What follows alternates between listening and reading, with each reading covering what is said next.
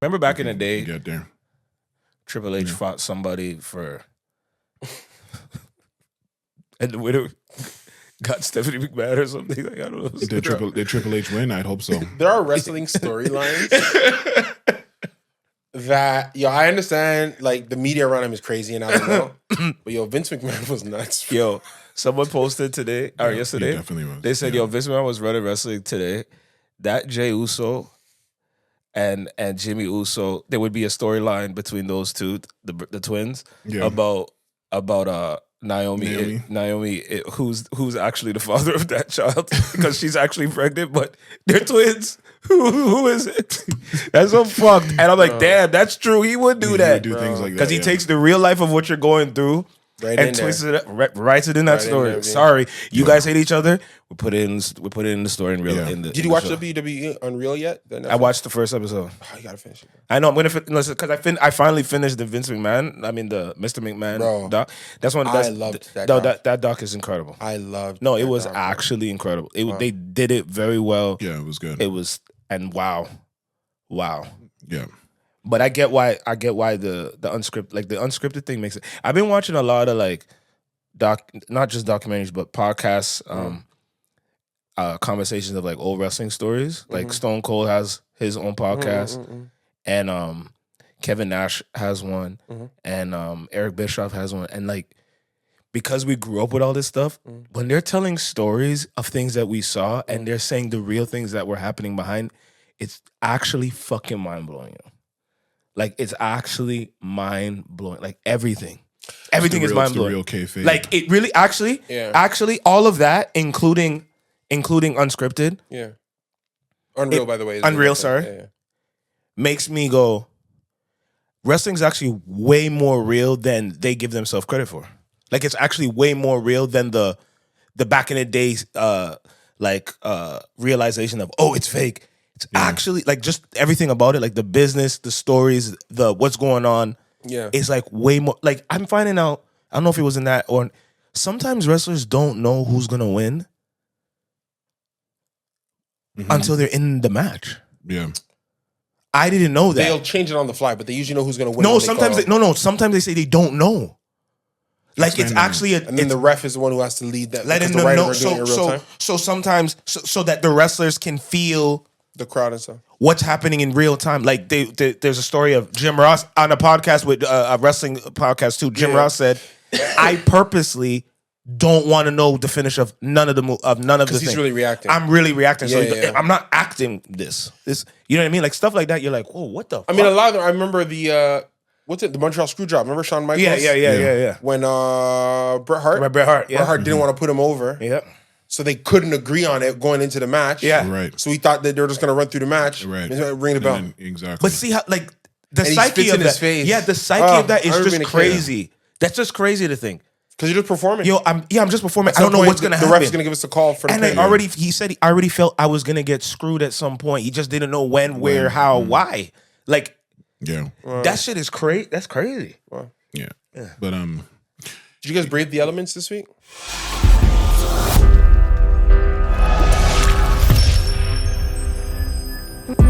I want to sit down for this. Oh no, this is our host XP. What up, XP? RESS. Hello, everybody. I do represent. And what are your names? This is the talent. Everything on Shiny season. What up?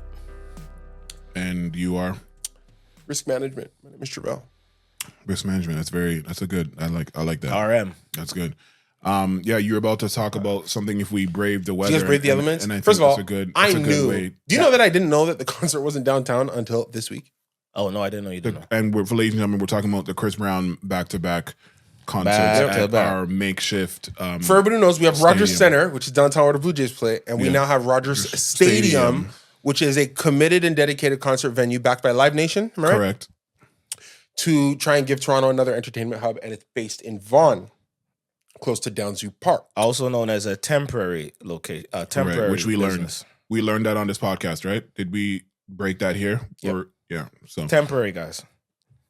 Well, I mean, that's why they built it the way they did. I know, but it's 14 shows, something like that. But I think they're trying to do this proof of concept Because if it works, I think they'll do it somewhere else, but they can't do it there though. Because that's somebody else's spot. Yeah. Real estate. But it's just the amount of complaints about it since Coldplay to people were wondering why it was built so cheap and why the infrastructure didn't seem there, and it's but they reasons. You guys don't. You guys are complaining, but you bought tickets, so they made their profit. Yeah, so, guys. Sorry. So sorry. Let's talk about Shout out Oasis. They're coming soon too. They're doing it there as well. I think so. Yeah, I guess. Yeah. End of August, I think.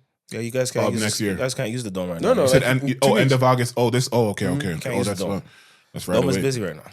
Well, yeah. Let's talk about that. Chris Brown. How many artists in the world would you go see in the pouring rain? None. Is there an artist? Is there any artist that you would see in the pouring rain? Wait, that I would go. Like I'm going. Wait, sorry. So you see how the first night of Chris Brown. For those who don't know, people know. For the first night of Chris Brown in Toronto at the outdoor venue, it rained. Correct. So there is a plethora. It more than rained. There's a plethora of people who saw. You're being nice. There's a plethora of people who saw Chris Brown in the pouring rain. Absolutely. Now, when I think of the pouring rain, I think it's some of the coolest thing I've ever seen in my life. It looks amazing. My favorite music video of all time is Iris Google Dolls, their live version where they're doing it in Buffalo in a maelstrom. You showed us. It is one of the most incredible things. It is. I love that song. I would have not been at the concert. I would have had tickets, seen the weather, and I'm not going. Correct. But there are artists that I gotta see them. Okay, so if there's anybody. Like if I had tickets to Chris and I knew it was gonna rain, I could have missed it. I would have tried to sell them. I don't know enough of Chris's music for this weather to not bother me. Right. So are you gonna say the name of who I could go see in the pouring rain? Yeah. Let's make it realistic. Yo, people who know the show know who it is though. Yo, we have. I would say Prince because we have the. Purple Rain. You're gonna do that. That's a cheap way. Though. You can't do that though. Yeah, you gotta see someone who's alive. Yeah, you gotta go with because someone alive. But I'm saying the parameters is we already have the tickets. Yeah, you're already going. You're supposed to go. Yeah. Not that it's raining and I'm like, let me go buy the tickets to go. No. You have. We already have it. You got a month in advance. Yeah. Am I trading it in, or am I still going for this particular? Because you gotta see him. I gotta see him. Yeah. All right. Who's it? That I would go see if I had the tickets. You already have the tickets and it's gonna pour rain. You're like, fuck it. I gotta put on my poncho and whatever the hell that shit's called. Actually, I have one. I got one. Okay, who's yours? Yeah, I'm not returning my tickets if Sade is doing it. Yeah, I'm going. So Jay's in town. You can return the tickets. Well, I've seen Jay at Scotia. Kanye gets evened out. You give back the tickets. It's Kanye. It's not. I think I probably would go. But I'm giving you my certified. Certified Sade. Like I'm not thinking. I'm going to Sade concert. Kanye, I'll still think about it. I'll probably still go because I've never seen Kanye, and it's like for me, that's why I said it. It makes no sense. I haven't seen Kanye yet. Like the Glow in the Dark, all these ones I missed. Yeah. But and Jay, I did the 444. I watched the 444. Okay. But those three, I would go. Yeah. But Sade's like, I'm not thinking about it. I'm like, Trevor, I'm still going. I gotta go. Yeah. Beyonce. Beyonce, 100%. I haven't seen her perform. And she would be on my list too, top 5. Remember, it's pouring rain now. I know. You got to be in the poncho. But I already have the ticket. Yeah, I know. I already have the ticket. Yeah. Well, what's yours? Because I saw people giving away, trying to sell their tickets. Yeah. Right, and so would I be that guy, or am I just like fucking going? So Beyonce. Yeah, my first easy answer was Drake. That was my first easy answer, but then the more I thought about it, like I don't want to be vibing out to Drake in the rain. Yeah. It's not gonna hit the same for me. Yeah. So it's actually a house DJ. There's this house DJ I like named Francis Mercier. And the energy and the vibe I think would make the other people also not care that it's raining. I feel like the rain of it would be just part of the story. You know? Yeah. So I'll definitely go see Francis Mercier in the pouring rain. 100%. That DJ is. Yeah, I'm shot. It's raining and Smooth Operator's on or But see, the problem I have with Sade, remember, it's like she's gonna do a 45-minute set. I know I'm gonna run out of knowing somebody's records. That's me being real about. But Sade is just the vibe. I promise you. I get you, but can you be in the rain and not know the records? Because I feel like the momentum of knowing the records that are coming that is giving you the energy is what has you being like, oh, it's this one now. Right. Yeah, but I don't know. Other than that, I'd be like, yo, 45. I love Sade and I don't know all Sade's records. That's why I didn't say Jay, because I know after 45 minutes, I love Jay. No, you'll know. Not all his records, but could I do 45 minutes of Jay in the Rain? I don't know. Oh, I don't know. Probably not. I don't know. Hearing monotone vocals for 45 minutes might not do it for me. I think I need to hear melody. I think that would. You need music. You need to dance. Yeah, that's why I said Beyonce, because I feel like it would be the best of both worlds. Dancing around. Yeah. I'm saying Shawty because you won't see her again. That's like like Beyonce. I know for a fact she's gonna go on tour again. She's the tour queen. But do you know enough of the music of what Beyonce? Shawty. To I'm just gonna enjoy her voice. No, I enjoy her voice. She's one of. I just enjoy her voice. Like I just want to hear. Could you do Phil Collins in there? No, I take it back. No, see, no. So and again, it's very difficult because of everything I've heard about that venue. I'll probably like, bro. It's like one of the worst venues of all time. I take it none of you went to the Chris Brown concert, right? Is that? Oh, I didn't go. No. Wait, why did you smile like that? What? Like, no, I didn't. Like you had some. No, because usually he'll go to a show like that and not tell us and have like. I didn't go. 30. He'll have 30. He'll select 30 people to go, and we're not one of the 30. But you guys, estrogen. But you guys heard about the show though, right? What did he say? No, what he said. Yeah, what did you say? He said something about estrogen. So they all have estrogen. Oh, right. Yeah. Yeah, but so did you guys hear about the show? I know the show. I heard it was nuts. I heard it went crazy. Show one was raining. I heard it went crazy. The word on the street is that every girl that you could ever imagine in the world, when you're like, where is she?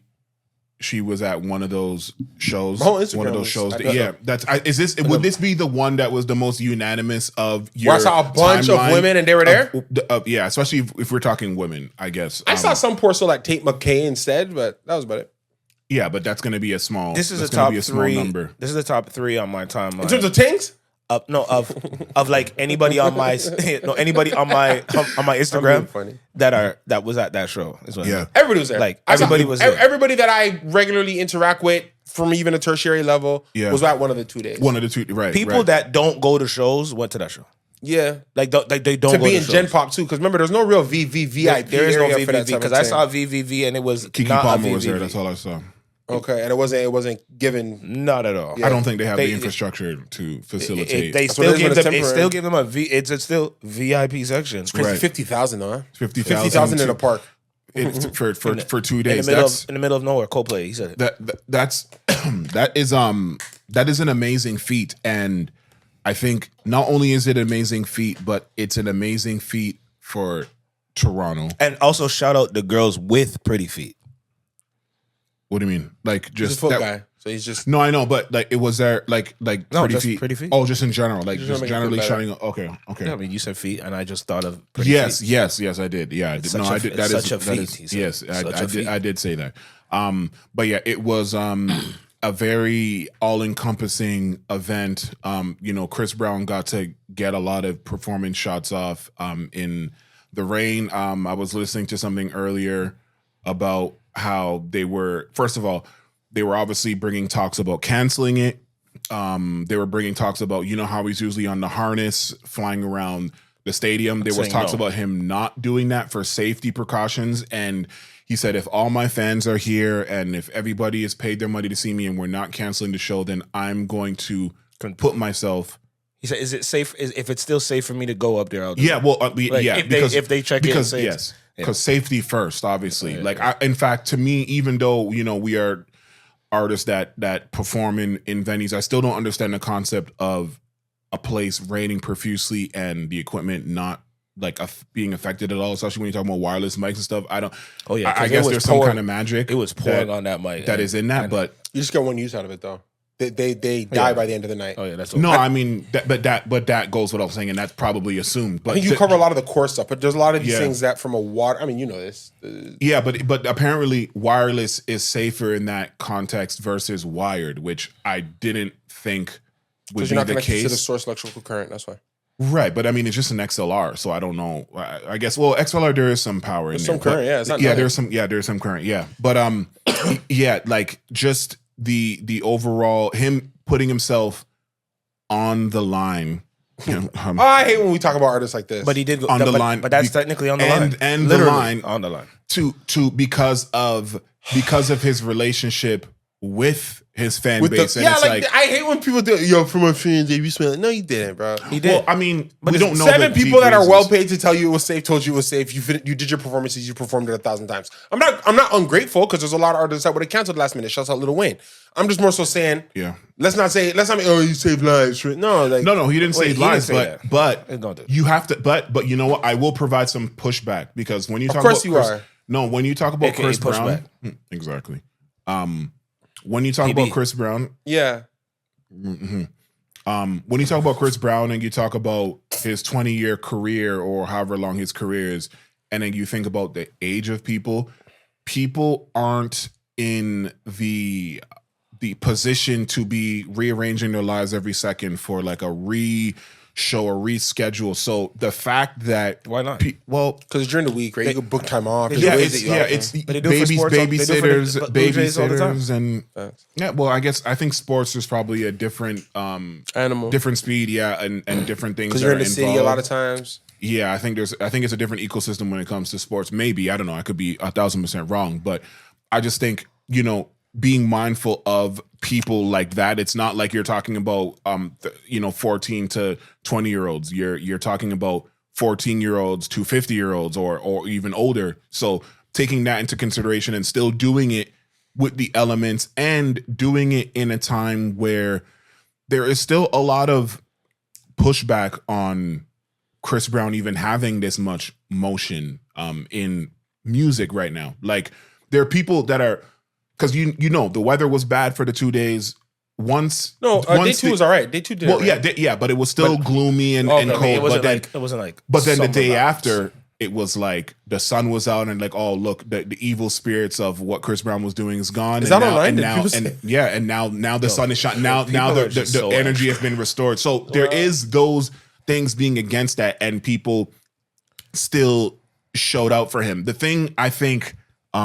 That when it comes to Chris Brown is that he fills a very specific subsection of talent. And I was reminded of that. And I know it's like, why were you reminded of that from this? But when I saw Trey Songz performing his on the radar performance that you did. Shout out On the Radar. Yeah. Trey Songz did an on the radar. He did another one though, for a new song. Does Trey Songz have legal trouble at the moment? Yeah, he always has legal trouble. Okay. But when I was watching his thing, God, the comments, right? No, I actually, you know what? Funny enough, I saw it on a platform which I didn't even see the comments, but he was lip syncing. He just looked like there was nothing that he was doing his songs like I Can't Help But Wait, I believe, and just watching him. And then thinking about where he started and where his trajectory was kind of lined up to be, and then seeing where he landed. And then I start to think, okay, if he's a peer of Chris Brown's, he came out around the same time. He's from Virginia, and then that's where he landed. So then I start trying to compare, okay, who are Chris Brown's direct contemporaries? And then that list becomes exponentially shorter. So then you have to say, okay, maybe not his direct contemporaries, but who are people that people compare him to? And then you think of one of the biggest R&B artists, which is Usher, right? Usher, who I think we calculated he has a 10-year head start on Chris Brown. Because Chris Brown's 2004? 2006 with the 10 years, because Usher's 30 years in the game. So that's 20. Right. So. And then Usher has at least 10 plus on him. And Usher's career is so dramatically different. Usher doesn't have, listen, this is what it is. We can't sugarcoat it. Usher doesn't have the controversies and things that Chris Brown went through, the public dating, the trials, the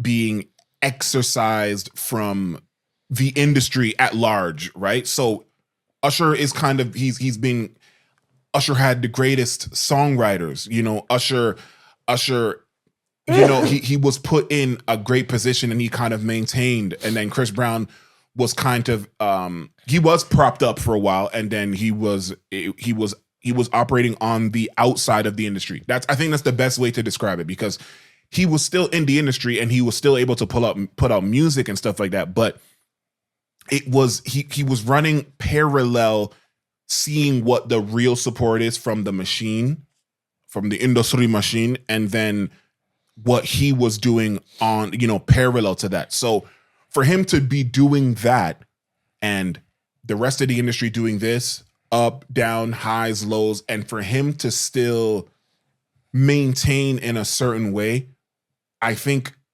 we might take that for granted. But because we're in 2025 and we kind of see that talent and, being a real artist matters more than the flash in the pan stuff, I think more respect should be put on his name, that he can do a stadium, because that's, as a urban Black artist that came out in the 2000s, to do a stadium and do it multiple not just times, stadium. Yeah, I was about to say not just stadium.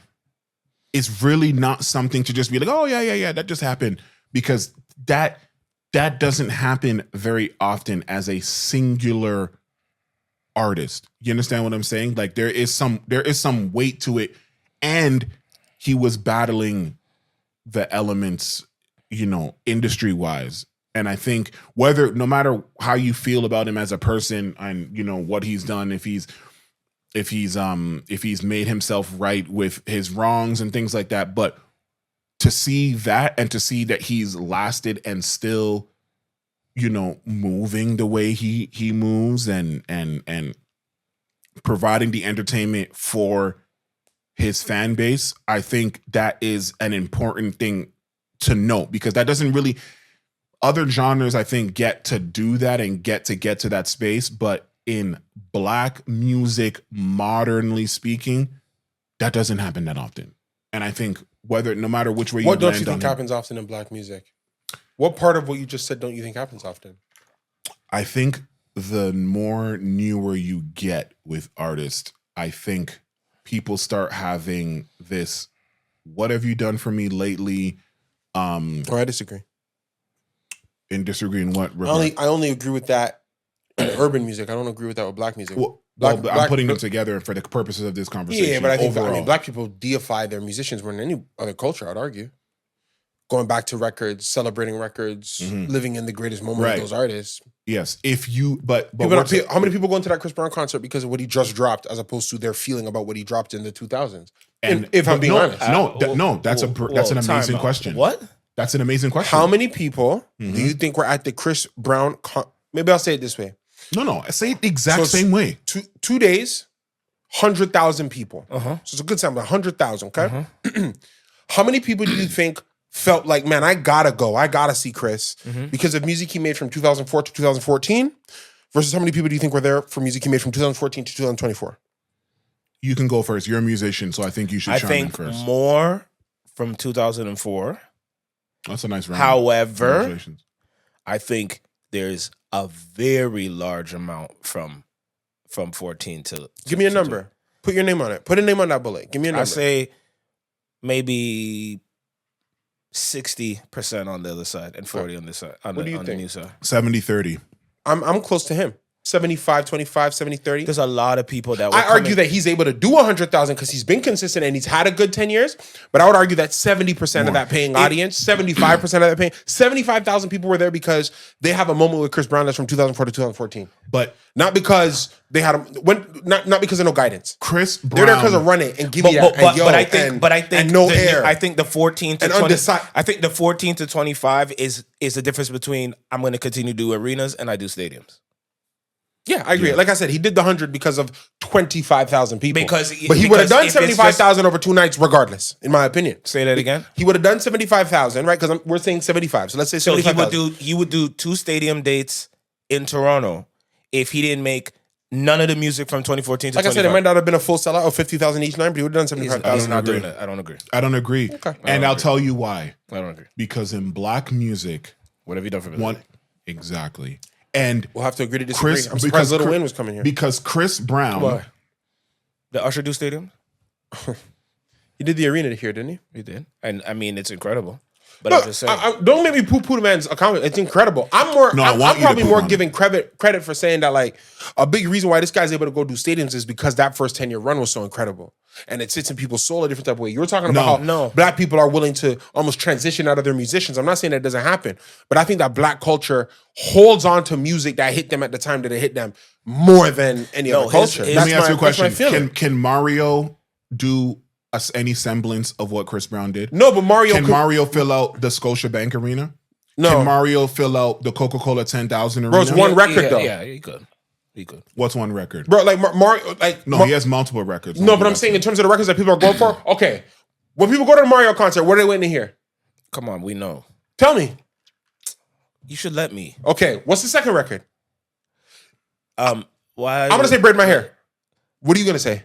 Yeah, no, Braid My Hair. But do you see how you were going to say a different record, I was going to say, why do we I'll break up, fall in love, whatever. Just a Friend. Probably a better choice. Just a Friend. I'm wrong. Sorry, but he got it's not the Chris career. Let's not do that. That's what I'm saying. Let's not do that. But he's running a parallel of saying, look at a man who was hot around that time who can't do what Chris just did. No, Chris. What I'm trying to illustrate to you is that the human condition when it comes to black music is they give you more juice, more respect, more love if you can do the "What have you done for me lately?" No, I think, and the reason why that is true is because look at Beyonce.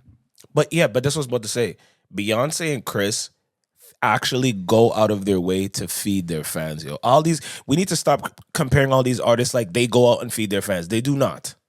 They do not feed. A lot of these artists get licks in other industries. Yeah, they don't feed, and they're making better money, and they don't want to do the music thing no more. Yeah, that's one part of it. The other part doesn't feed into their fans. They don't try to grow their fan base. They don't try to continue to evolve or feed them when they ask for stuff. Chris Brown continues to ask his fans what the fuck they want, and then when they do it, say it. He listens. He'll give them 40 records because they say they want a lot of records. He'll give him another album when he says, "Yo, Chris, I know you just dropped an album last year, but we want another one." He'll give them another one. "Yo, Chris, I know you just did a arena tour. We need another one next year." Then he'll do it. Like he literally does that, which is what Beyonce does. Beyonce feeds her fan base with the merch, with all the visuals, brand stuff that she does. She feeds them. Come on. At one day we were all chilling, and then Beyonce dropped a surprise album. Beyonce. With a video for every song ever.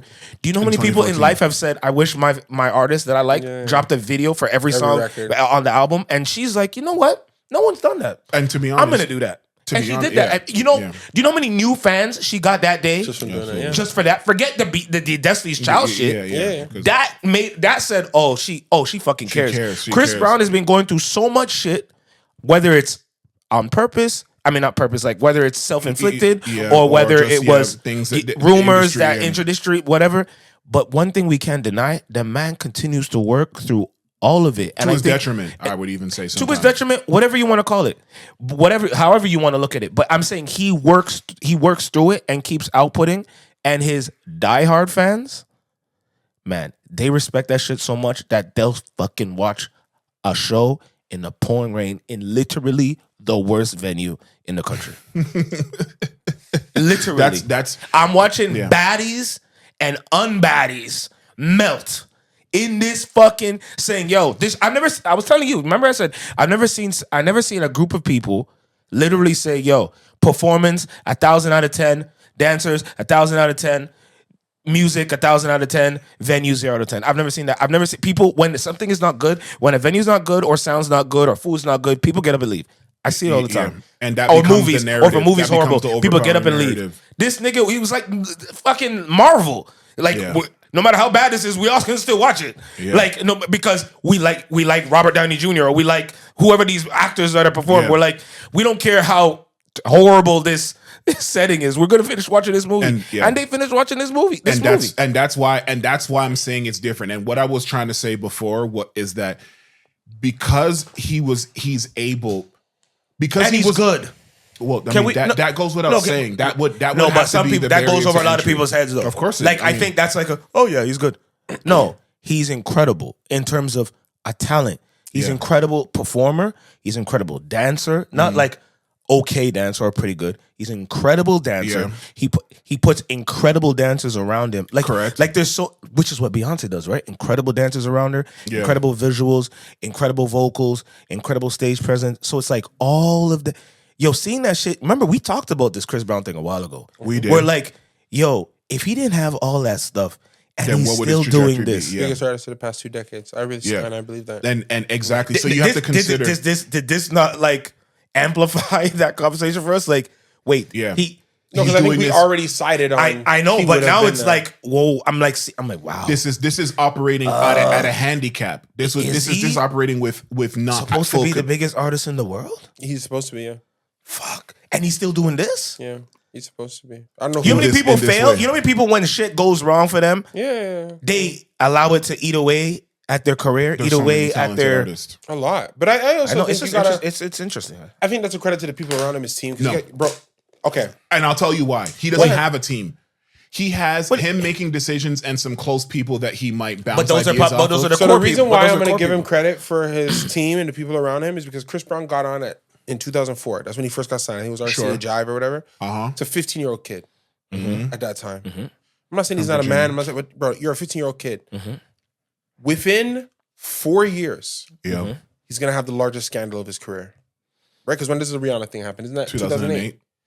Within 4 years of getting signed, you're going to have the largest scandal of your career. One of the biggest scandals in anybody's career.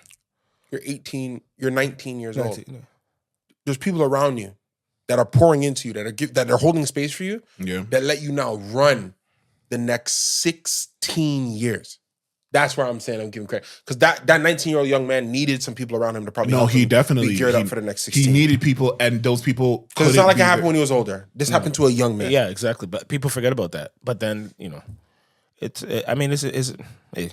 he needed a lot of people around him, and they weren't there for obvious reasons because proximity. And I understand people have to make their business decisions and their branding decisions based on, when they see someone move a certain way, they have to make those, and maybe it just in the shadows, maybe, talk to him more or support him, the whole supporting from a distance. The reason why one of the main reasons bringing this up, obviously, we're from Toronto, and he took over the city in the same way that other artists have when they do their back-to-backs or what have you. But one of the things that I had saw recently was, a little podcast, you might know the Joe Budden podcast, and they had Jermaine Dupri on there. One of the biggest in the world. Right. Just a little podcast. They have a couple of listeners and stuff. They had JD on there, Jermaine Dupri, and for those of you who don't know, Jermaine Dupri is someone who's very instrumental in R&B music, Mariah Carey, Usher, etc. And a little bit. And a little Bow Wow. You just don't know. The way you move so fast across the floor, the way you run through girls' minds like all the time to the point that they just want to take you home. He was talking about how, Chris Brown came up and he said something very interesting, and it kind of ties into the conversation that we've had here. And he is of the belief, first of all, he doesn't want to work with Chris Brown in the capacity that he knows that he could, because he feels like his allegiance to Usher would be brought under question. And the reason why he feels that way is because he's written so many Usher records. He's been a part of, so he called it going against himself. And he also says, he almost made it like a fear. He's like, yo, if they lock me and Chris Brown in a studio, I'm going to walk out that bitch with a Thriller album.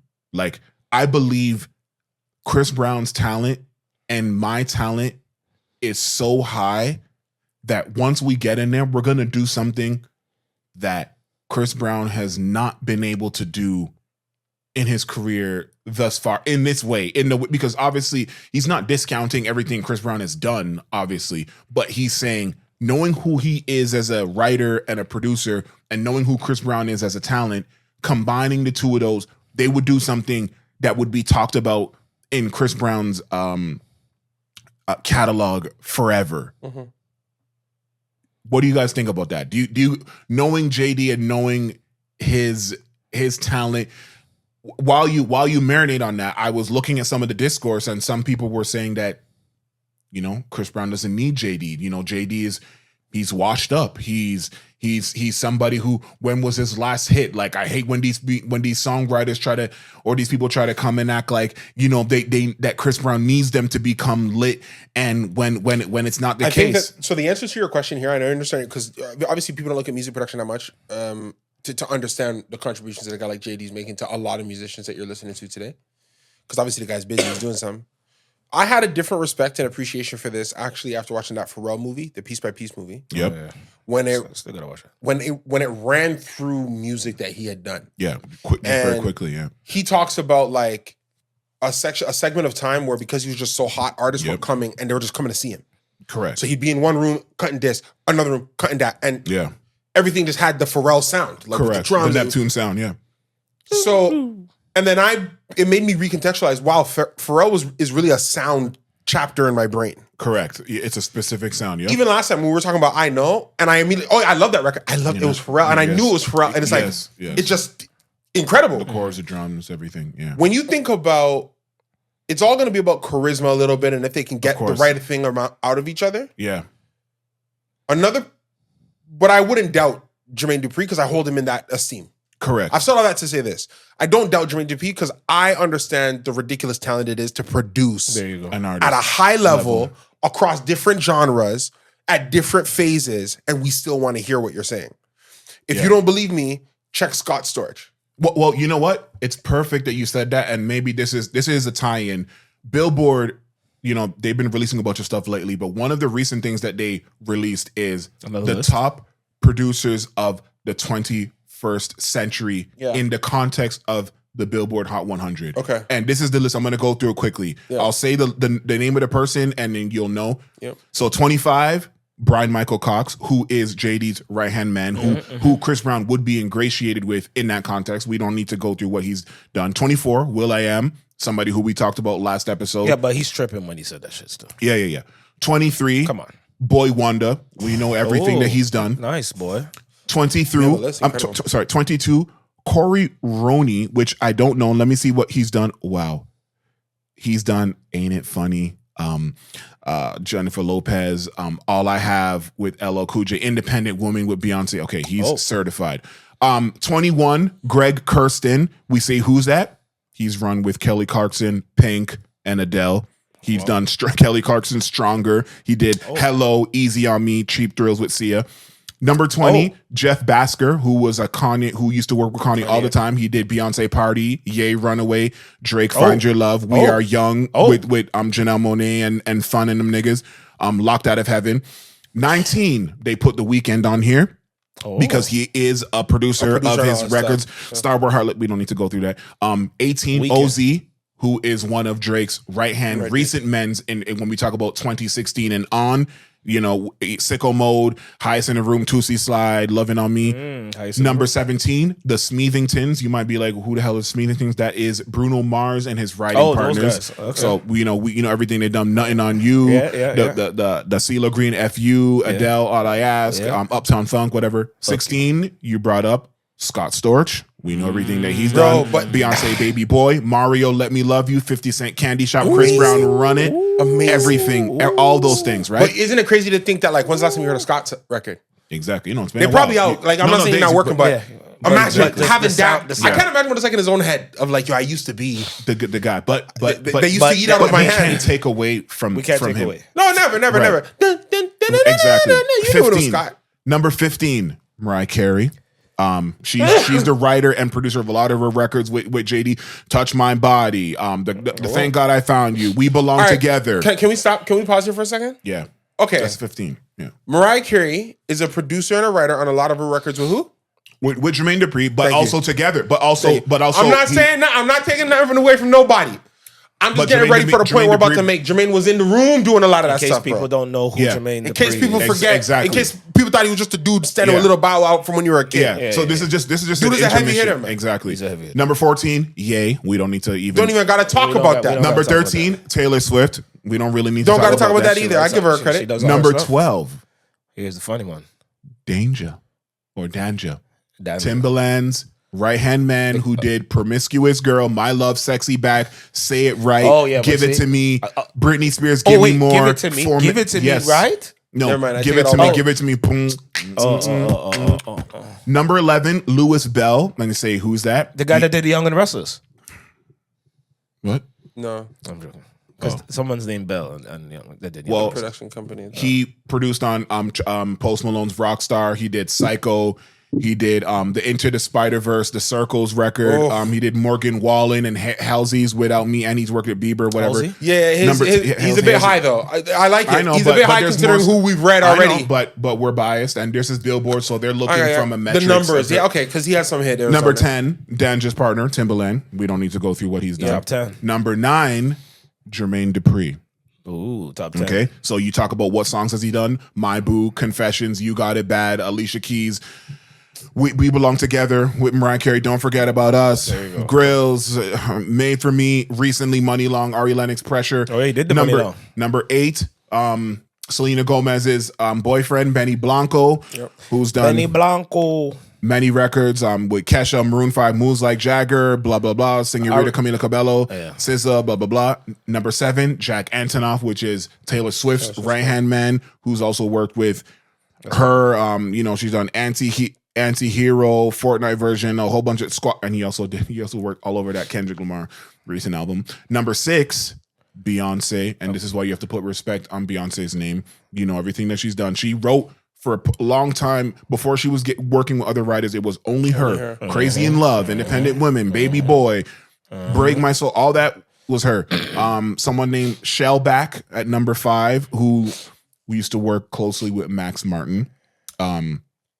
Did Moves Like Jagger, Christina Aguilera worked with, did Taylor Swift We Are Never Getting Back Together and Shake It Off and Bad Blood. Number 4, Circuit, who did Katy Perry's music, did Roar, did Miley Cyrus Wrecking Ball, Dark Horse, Katy Perry, Pitbull's Timber, Maroon 5 Girl Like You, The Weeknd Die For You, Ariana Grande. Number 3, Stargate, My Sexy Love, Irreplaceable, Katy Perry, Rude Boy, Girl in the World, What's My Name. Number 2, Dr. Luke. Ooh. We know who he is. Every single pop record from 2009 to 2024. And then number 1, Max Martin, who of course has done records. Who from Britney Spears, since when he came on this one, Baby One More Time, California Girls. He just never stopped. Max Martin's been stopped. very consistent too. 1000 Blinded by the Light, Blinding Lights with The Weeknd, Coldplay, Save Your Tears, and whatever. The reason why obviously this list is predominantly white, right? Maybe with some black exceptions, but for some reasons. But the reason why I thought it was important to say this list is because if one of these white producers, songwriters never, did a song recently or whatever, I don't think anybody will be like, oh, who's this person thinking that they can come in and start doing this stuff all of a sudden. I think that only happens in urban music. In pop music, that doesn't happen. If you've done what you've done, that is on your jacket forever, and then people know that that's what you're part of, and they'll bring you in because they want that sauce. So when people were trying to, it's not even urban. What? It's not urban music even that does that only. Well, what else does it? It's black people. Yeah. Well, I had to say urban because it's black people, man. They do it in sports. Y'all do it in acting. Y'all do it in music. Y'all do it in everything, yo. Cause everything. Because why wouldn't you? What have you done for me lately? You could have won. Yeah. You could have won a championship. What people were offended at with the JD thing? Yeah, what were they offended about? They were offended that he said Thriller. Oh yeah, but you forgot we're living in 2025. Everyone's overly sensitive about it. No, I'm just saying that like if people have a pushback, it can't be the pushback of Chris Brown getting into the studio with Jermaine Dupri and working is not going to produce amazing music. That can't be the argument. I know. The argument has to be they're looking at Thriller. My first thought is Jermaine Dupri, Chris Brown get in there. Can they do one of those? Remember Thriller? Like again, I know people talk the perfect album. Yeah, but the perfect album. But you guys Thriller, know what human. The first thing. That's not what he means. Is JD going to be able to get Chris to shorten his run? But that's going to be the difference. Yes. That's going to be the difference. That's the thing. He'll be able to do it if because JD is able to go and tell Chris, yo, we do one for an hour, yeah? We're in and out, and we're doing like 12, 13. Chris will listen. Or 45 minutes in and out. Chris will probably and they do that. I think it'd be incredible because his fans would get mad about that. Because Chris is going to leave a lot on the cutting room floor and then just release like one of those like packs after. He said he was going to make his 11/11 album first. He first said it was going to be 11 records. I know, and everyone they rioted. Online. See, but because the Team Breezy, they rioted. Let's just say, I think Chris Brown has that syndrome where if you accumulate the best, the problem I have is, bro, there are times I'll hear Chris records, I'll be like, yo, this is fire. Like, what fucking song is what this? Song is this? What album is this? Yo, it was an album from that. It's song number 27. You never heard it? He just track 48. He just track 48. Yeah, like, it's like he's just fired. What song is this? I don't know, but it's fire. I know producers that have produced records for Chris Brown that have not seen the light of day, so they haven't produced for him until the song eventually sees the light of day. Like, that's how deep his recording process is. Wow. You understand? And not to say, because Michael Jackson would talk about that he record hundreds of songs for an album, but a lot of it stays on the cutting room floor. When it's time for the album, decisions are made, and that only happens when you have a team, when you have people who you trust outside of yourself, and when you put your trust in the music to represent you in a certain way. And that in the day of streaming and stuff like that, it's a very dangerous to say that this 9-track output, which is, the length of Thriller, is all I have to say about this specific subject and this specific direction. That is very scary, because if people don't like those 9 records, then you're screwed. So you are putting a lot of pressure on those records. But to be honest with you, I think that the music industry as a whole needs to get back to that. They need to start putting more pressure on the records and make you stand on the little bit instead of saying, here's a whole bunch of shit, pick what you like. Because that now starts this thing where it's like, let's just made it hard for me to follow Chris over these past couple years. I don't have the time to run through these Chris projects, bro. Exactly. I wait to see what's popping, and they're all great. But his core, and there's gems on there that are incredible. But his deep fans do. They do, and this is why he keeps doing it. Listen, if I agree, because I rinse a whole drink, but I don't care how long that's going to be. If it doesn't work, he wouldn't do it. Exactly. But they keep.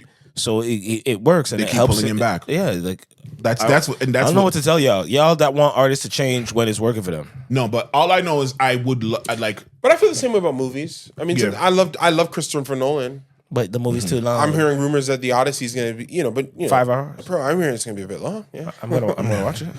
I will. But, will it have intermission? Maybe. But the point is though, I 1000% would be here for a. It doesn't even have to be JD. How about that? It can be anybody. Chris Brown concise him down.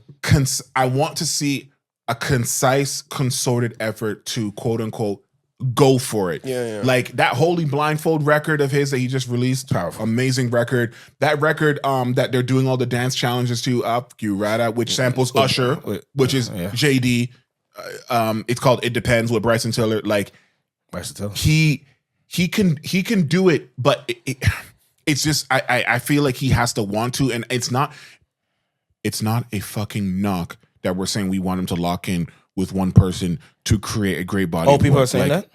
Yes. They think that him saying that he needs JD. He doesn't. Chris Brown doesn't need anybody. You don't. When you've reached the stage that you don't need anybody, that's the perfect place to be in, because then the decisions that you make are strictly now for the art, or strictly because that's what you believe in. I hate when people say that though. Which one? That something about needing somebody to do something. Well, I know. I think it's stupid, because it's not about needing. I don't need the money. I don't need this person. So therefore, I can do this thing because by myself. I feel like. I feel like I can do this artistically because I feel like it, or I can keep doing whatever it is because I feel like it, not because I have to get this thing or I have to get that. Right. Cardi B, Imaginary Players. You guys heard it? No. I heard it. Cardi B's beautiful. Yeah, and she's also pregnant apparently, for sure this time. What? What are you? Are you? No. Are you? I have to be the breaking news. Are you breaking news to niggas? Did you hear about this? No. By who? Yes. He always does this. Well, he's always. What's the fun? There's 2 options. It's either Kiari or Stephon Diggs. Kiari being Offset, who's dropping his new album just now. Who do you think it is? What's going on? Wait. What? Stephon got her pregnant? Yeah. Nah. Well, while you marinate on that, it's not to marinate type bro. of. Okay, but did you guys hear the Imaginary Playerz? I heard the first half of it. Okay, so what I'm going to say?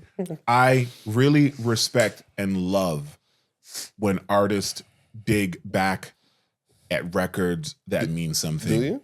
Yes. And put a spin on it in a way that maybe wasn't otherwise done, or introducing older records to a new audience. I was talking with Oshan about this. There is when it comes to remakes and samples in movies or in music, there's two jobs that they have to do, or there's two things that come up. One, is the redo good? That's question one. And then number two is it better than the original? He seems to think that is it better than the original is the predominant thing that is the most important when it comes to remakes in music and in movies. No. And the driving force of them to do remakes in music and in movies. No. Because a derivative idea, I don't think. No. The only movie I've ever seen better than the original movie, like off the top of my head, and I know for sure, that was better, was Matrix Reloaded. Wait, time out. But that's a sequel. Wait. So because that doesn't count. Yeah. Right? Because it's the same people. Wait, and what's it's the around question? So you're talking about a remake? Have I ever seen a remake better than the original? Well, you made it a criteria, so then it has to be something I've seen. Did you hear what I said? I said that there's two things that we had original. said. It's about, is the thing good, and is it better than the original? And you said that it being better than original is more important than it being good. In fact, it supersedes that. I'll say this. I'm going to say this. I'm going to say this in a separate way.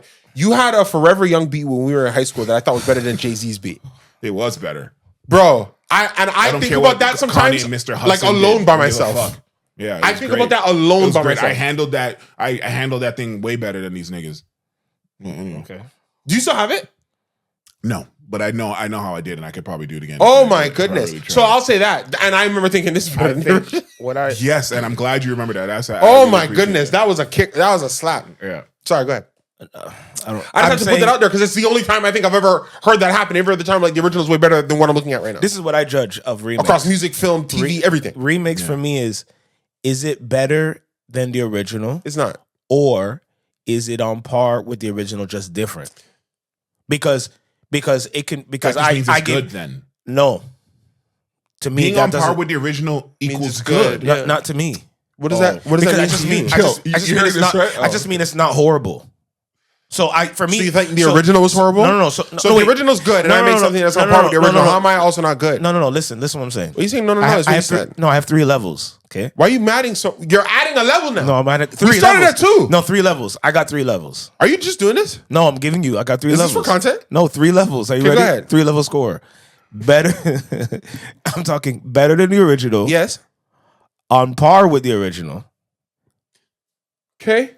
On par with because people. Yeah, finish. I want to hear the 3rd level. Okay, on par with the original and pretty good, but just not the same as the original. Like it's not horrible. If it's on par with the original, how good is the fourth one? Because depends on how one now. If it's on par with the original, means it's horrible. The 4th means it's bad. If it's on par with the original, is it a good song? Like Knuck if you buck Lil Baby. Sorry. No, what? Wait. Oh my God, that happened.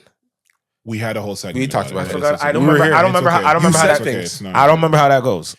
But like I said, okay, for example, like I said, Diamonds Are Forever, Kanye West, the original Diamonds from the James Bond film. Yeah, but he's gonna call it different because he says. So I'm gonna say when you cross genres, it now. And I'll say that's on par. See, I think Kanye's I'll say that's on par.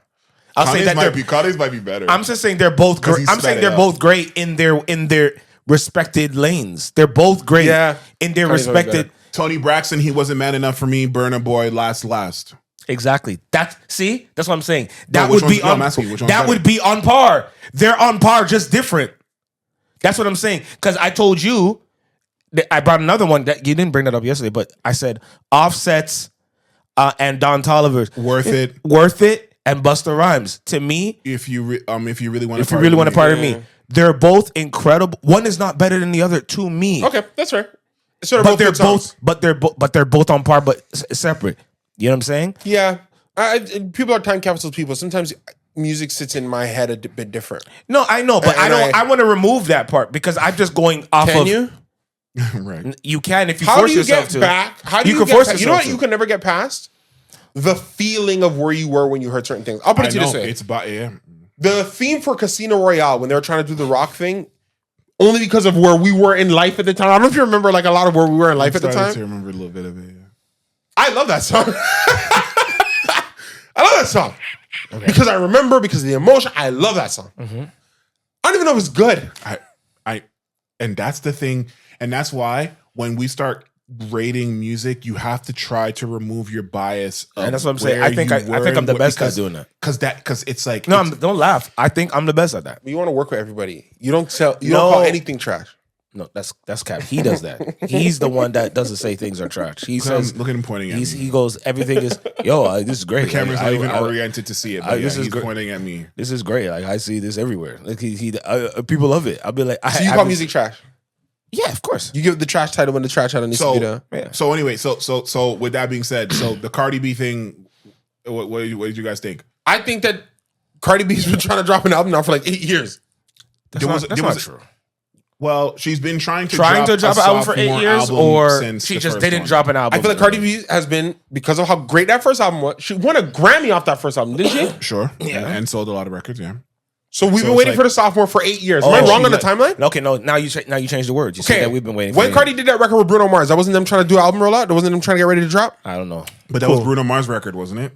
But I guess it could still be part of a rollout technically. That's not them trying to gear her up to go again. Yeah, potentially. Okay, when they do WAP, what are they getting ready to do? What's WAP? It's the British way of saying WAP. He's freaking British. But yes, but apparently that's going to be part of her album, which is insane. Which just goes to my point. She's been trying to drop an album for 8 years. And that's why, as three people here who have been involved in music in some way, you have to be able to tell the difference between the label semantics and label issues and just someone's inability to produce. She's been plagued. Atlantic we just talked about how Lucien Grange's son recently took over Atlantic and they clean house there. There's a lot of like things that have prevented her. No. There's a lot of things that have Wait, I'm trying to give you real information and you're telling me no? I don't understand. I'm telling you. Sorry, finish. I'll say no when you're done. Okay. Oh, yeah? You'll say no when you're done? That sounds like a man trying to have his way. Anyway, you two. You want to talk about it, yeah? No. What I'm saying is that I told you. People. What's going on here? That a lot of times people be wanting to drop and sometimes the label politics and things will disable them from doing so. That's all I was saying. That's really all I was trying to say. And maybe she didn't want to drop but every day that she didn't drop a sophomore album, the shadow of invasion of privacy became larger. And she needed to get it over with, the sophomore album. I like what you said.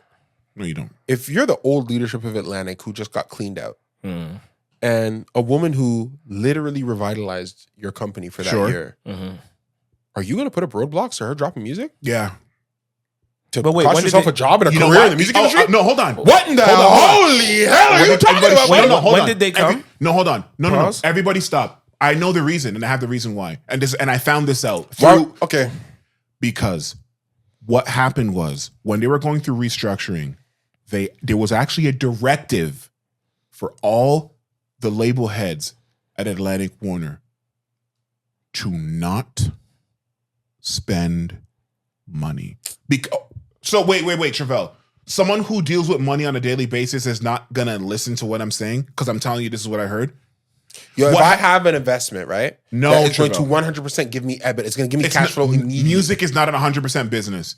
It is not 100%. If they dropped a Cardi album, whether it was dog trash or not, would she have had a sellout tour? Would she have sold a lot of records just based off how the machine was with her at the time? There was a directive in the building to not spend money so that it looked like they were making money. You know what? They were resting on the music that already existed. You know what derivative? Music, when you decide to release an album, you're spending money on promotion, you're spending money on videos, you're spending money on digital marketing, you're spending money on merchandise, you're spending money on this and that and the third. If you don't spend money and just let the music that is already in the label make money, you look like you're making money and it's in a surplus. So because they were going through that transitional phase, they needed to make it look like they were just making money and not losing money. Cardi tells us her whole life on Instagram. How come Cardi didn't tell us they wouldn't let her drop music? this is where I want to really do her accent and be disrespectful, but I'm not going to because it's not funny enough and I can't make it funny. But why do you want to be disrespectful? Because I want to do her accent and say that she didn't know that. They're not telling her this shit. Yo, what are you talking about, bro? Yo, I didn't even know. Like they were just doing whatever and like, see, what? That's what you wanted. My point is, oh fucking Christ! My point is, she's not an infant. Cardi knew what was going on with her situation. Cardi says, "Yo, it's time for me to drop music." Then she would drop music. Cardi did not go into the lab and come up with anything she was proud of. Facts. That's two things can be true at once. No, what if she? No, she could have went in this lab, made stuff that she's I proud gotta of. timestamp this. Yo, she could go in the lab, make stuff that she's proud of, and they don't believe in. Yo, get the hell out of here, bro. This is not Lupe Fiasco, dog. Yo, that happens. New nigger. Travell is a new nigger. He's acting like he doesn't know how it works. New nigger. Yo, when you're a certain artist at the top, when you want to drop, you drop, bro. I was with you till you said that, bro. Come on, niggas make songs and the label says nah after, like, for whatever reason. I'm not saying, even if they like it, they could say, nah, that ain't it. They don't want to spend money right like, now. And just tell her, like, they could tell her that ain't it, and there could be another reason. But come on, man. Like, we're not gonna go, she believed in all this stuff, and I mean, she didn't believe in what she was making. She could believe, or her. We are in a money-saving position right now at this label. We're not trying to spend money on anything new. We want to get the streams of everything that we have in our back catalog to make money. I don't know about that part. I never heard that part. But if you heard that, then that must be what it is. Because when there's going to be an acquisition and a switching of power, they need to show that they are just profitable without making risk. That's why Meek Mill was also with Atlantic Records, and that's why his career got the way that it is, because they stopped spending money on Meek Mill projects, even though he was dropping. Do you understand what I'm saying? They needed to make it look like, hold all the checks, don't spend any money, and just let all the money that we are making from songs that exist already to come in so that we look profitable when they go and look at the acquisition and look at the margins and say, oh, no, yeah, these guys are good because they don't know for Cardi sure. Didn't drop because of the label? Well, we're doing all this talking. Did Cardi not drop because of the label? You can't say all this and not say Cardi not drop because of the label. I think that was part of it, but but the reason why I will give you what did Cardi not drop because of the label? You told me about an email that was leaked to you by an internal confidant, and you're not going to sit here and tell me Cardi didn't drop because of the label? I believe that there was times that she was probably see how he can't stand on it because he knows it's nonsense. The reason why she did but nonsense. But what you're asking, utter nonsense. But Trevor, what you're asking is about if they put out Ice Spice's record that was trash. Cardi could have dropped if she wanted to drop. Stop it. Invasion of Privacy came out in 2018. You're asking me if she was never ready to drop a follow-up between 2018 and 2025. I believe at some point in that time that she was. Are we gonna be full? Are we gonna be full? I'm with you. Are we gonna be full? I was with you. I'm with you. Some parts. That's the title of the episode. Like, what's going on? Are we gonna be full? Are we? But I love it. Oh man, I'm with you. But we can't. Look, I'm with you. Some of it, but you can't say. When you're as big and as important as Cardi, you can't say 8 years. She had writer's block. Okay, guys, I'm ready. Man, okay, guys, I'm ready. She has a team. We're not ready for you, Cardi. We're dealing with stuff right now. She has a team that work with her. And she works with Partisan Fontaine, who wrote Imaginary Players as well. What are you talking about? And I love Cardi. You know what I think happened? Maybe I think you know what I think happened. All right, so he had the leak email game. What you got? No, I'm saying. Who you talk to? I know. I'm just going off of just. I'm the only one here speaking facts. Let's just get into fantasy. What do you think happened? I'm going with feeling. The aliens took her pen. If we're just gonna do the math, if we're gonna do the mathematics, right? I'll say in that 8 years, I think the first half of it, she wasn't ready. They had me in the first half. Yeah, because she was riding the coattails of the success. No, that's what I'm saying. No, look, Travell, let me finish. No, I'm just looking around. No, Don't look around. Because the way you said, yo, for 8 years she just wasn't ready. I don't believe that. When did that record come out? It came out in 2018 because then I'm overselling 8 years. I thought it was 2017. I think it was 2017. Okay, but 2017 and 2018 don't make that a big difference. 7, you know. All I'm saying is I think at the end of the day, for the first half of it, I don't think she was ready. And nor were they looking to even drop an album. That. I disagree. Well, I think. Can I finish what I'm saying? Please. All I'm saying is the first. That's why I'm saying I agree with some of what you're saying, and then the other part, I'm like, I don't know. I think the first half she wasn't ready. Yep. Okay. She was riding the success of the album. She was pregnant. She was doing the mother stuff. She was doing all this other business stuff that was going on. I think after a while, and then the pressure of the follow up. I think after a while, she started to put herself ready to put out an album. And I think the label heard that and said, didn't think that it was gonna surpass this. Said no, we not doing this one. And potentially, we're not doing this. This one's not ready. I think she thought she was ready eventually. They thought she wasn't. She thought she was ready spaghetti. And then all of a sudden they had the label switches and blah blah blah, and then maybe that leaked email that you got now comes into fruition, and that's where we are right now. And now they're like, at the end of the day, we're putting out whatever now. We're putting out whatever you have, which is why. We're putting out whatever you have right now. Whatever you did before. Whatever you did before and whatever you have now, we're putting out. We're not stopping you. We're not roadblocking you. We're not going to say this, that, and the third. It's coming out. Freestyle, no freestyle, old song, new song, banger, not banger. It's coming out September, whatever. And that's what's happening. And we're going to see her staying power, her name power, if that's going to translate into purchasing dollars on this album when it drops in September. And that's April 6th, by the way. April 6th, 2018 is when Invasion of Privacy came out. So 20 which means 17? 2018. But 18. That means April means that means she worked on it from 2017 or even But you're just talking about so when it came out in terms of which is perfectly fine. But don't get me wrong. I've seen all the tweets and all her things saying I'm not ready to drop and whatever and I don't have anything. But also there was also times where she had enough material, and I just believe this is a combination. This is one of those situations where it's literally both situations. It looks like a start-stop situation. And then the more and every day, are we not gonna say that every day that you don't release a sophomore, you're making the shadow of the first one become greater, and you're making the need for the success of the second one to even be great, because you're supposed to get the sophomore one out of the way, get the sophomore curse out of the way. You know what I'm proud of? I'm proud of the fact that Cardi is still as popular as she is, considering she's dropped no music. Because she came in the game. She didn't come in. She didn't come in the game as a musician, as a personality, as someone who was likable and approachable. So then it makes sense. What are you talking about? Exactly. That's where the difference. Cardi B spoke and freaking lost Kamala Harris the election. She hasn't dropped music in 6 years. Well, they said it was Megan twerking, but anyway, that's both of them were there. I get. Was it both of them? Strategy. Yeah, I get. Okay, that's fair. But what I was gonna say is, I hate everyone. Also, by the time this drops, Offset would have released his album, which is he's naming after himself. He did the Kendrick Lamar thing and did and has him talking with a therapist, like Mr. Morale and the Big Steppers. That's a Kendrick Lamar thing. Well, what other artists have you seen do visual representations of him talking to a therapist that you can remember recently? See what you get me with that. I don't know. Not recently. Ever. No. How about that? How about ever? I'll ask Chad. Okay, well, ask Chad. Mind playing tricks on me. Who's he talking to? His mind. It's so funny that you said that, because I saw him doing his Scarface doing his thing with Shannon Sharp and doing like an interview, and then they were playing like some of the records, and it was really beautiful. Because Eminem didn't have nothing with a yeah, I think he did. Maybe Relapse or Guilty Conscience. Boom bam punch. Boom bam punch. I don't know.